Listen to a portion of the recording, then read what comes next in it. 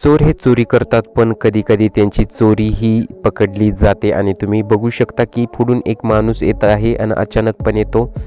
Gate जे आहे बंद करण्याचा प्रयत्न करतो आणि गेट बंद करतो, कारण की त्याला पुढून 2 चोर येताना दिसतात आणि ते चोर तुम्ही बघू शकता की थेट जाऊन जे आहेत गेटला धडकतात आणि धडकल्यानंतर तुम्ही पाहू शकता की मागून एक व्यक्ती पळत येतो. कदाचित तो जो व्यक्ती असावा की तो गाडी मालक असावा, त्याची गाडी चोरून ह्या चोरांनी फोडून आणलेली असते आणि फोडून चोरून आणल्यानंतर